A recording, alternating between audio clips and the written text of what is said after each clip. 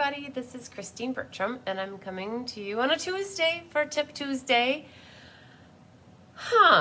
When I was doing my beginner class this last weekend, I thought, well, why not do a little Tip Tuesday on the Take Your Pick tool and how it is beneficial to have in any card maker's toolbox. If you guys missed out on the Let's Just Stamp card class, which was a stamping class that was geared towards beginners, but all were welcome. It wasn't just for beginners. I really went through lots and tips and tricks on everything that you need for stamping. And I had some seasoned stampers who have been stamping with me for many years that said that they actually learned some things from it. So you never know when you're gonna pick up a little morsel of information or have a aha moment and come across something that you didn't know. So when Kelly and I were talking about what to do for Tip Tuesday today, we thought about, well, why not show off the Take Your Pick tool? It is a handy little tool that you should have in your Stampin' toolbox because there's lots of ways you can use the Take Your Pick tool. And I want to show you a couple of them, and I'll show you where in the catalog you can find the Take Your Pick tool. And let's flip this down and get the party started. So in the annual catalog, if you go to, well, let's see here. I know that one of the things that I'm going to be using today is the piercing mat. The Stampin' Pierce mat is found on page 145. It's only $5. It's an awesome little foam mat that you can use for stamping with your photopolymer stamps or having a soft surface under. The other is the Take Your Pick tool. And let's see if I can find that rather quickly. Before I'm looking at embossing folders, dies, adhesives, Hostess. If you're uncertain where to find things and your tabs aren't helping you like you think they should, if you go to the accessories index in the back, Take Your Pick tool is on page 151. So let's get there really quick. All right, under tools and cutting tools. The Take Your Pick tool is number 1 on this page. It's $10. It's a multi-purpose pickup and precision tool that simplifies meticulous tasks. You guys see me use it quite a bit, more or less for the pokey side of it. So when you, well, let's start off with what does it look like when you get it in a box. So when you get it in a box, it looks like this. And there is a little clamshell case in here. And the Take Your Pick tool comes in here with a putty end, a refill putty, and then these two pieces. One's already on the Take Your Pick tool and the other is an extra one. So I'll go through and show you those ends so you know what's going on.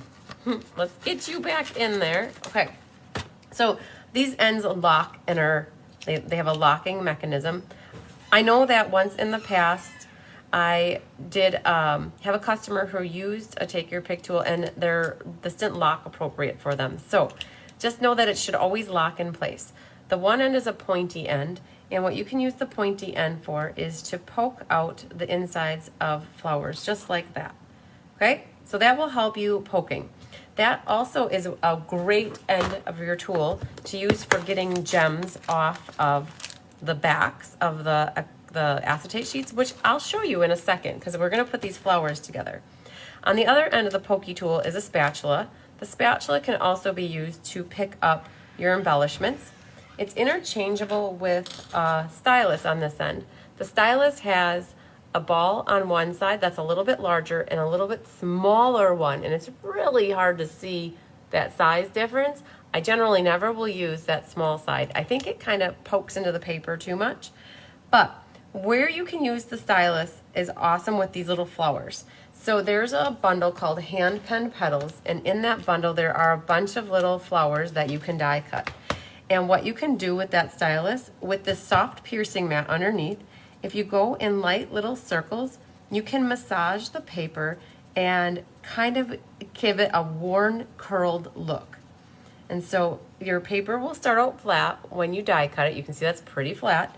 And as you massage over this with that soft foam mat underneath, what it does is it starts to curl your paper like that. And this is particularly useful when you're doing flowers and making like a bouquet with this flower. I'm not gonna go forward with making a whole card. I just wanna show you how you can curl your petals. I love giving paper depth and having it pop out at you and giving it just a good, nice, look at that, look what it did. You guys, look at how much that made it curl. Awesome. So we're gonna do this one too. And I'm just going around. Now, if you would use that little bald end, I don't know, I feel like it's too sharp. It's too little to use. So there's probably a time and a place for it. This stylus can also be used to score your paper, especially if you have I'll show you really quick. I'll pull this out so you can see. Let's go, hang tight for 1 second. I showed this the other day. There's also this scoreboard like this. So if you have something like this, you can use that to score your paper. So let's continue this really quick here. I want to show you how these petals can all come together to layer to create an awesome 3D-ish flower. So this is just another one that's in this hand-penned petals dies. You could definitely go about using your stylus to make that one have 3D. So what you're gonna do is put that now in the center like that, and then you can, these two are the same size it looks like, and so what you do is put this other one right in the middle of it, and you've kind of created this little cluster of flowers. So here's that, and then what I was talking about for the Take Your Pick tool is you can use that to pull off some embellishments. So put the pointy tool back on here, and I like to pick up flowers. You could use, or the rhinestones. You could use that pointy end just like that, but the other end of this is a putty end. And as your putty gets nasty, like goopy and dirty, you can peel that off and throw it away. Don't give it to your friend that you're stamping with because it looks like a little booger. Don't be mean. Then what you do is you gently squeeze this and more putty will come out. And then you can use that putty end and kind of push the gem or rhinestone away from you, and then you will pick it up with it, and then you can place it right in the center of your flower. So I've got 3 here. Let's see if this little guy will stick better. So we're gonna put him just like that. And so I've just created this little bouquet. It's not a bouquet, it's one flower, but it's got lots of depth to it. So add in the rhinestones is another way to use the tool. So all in all, I find that when you are just starting out with stamping and you're looking for a good I got glue on me here.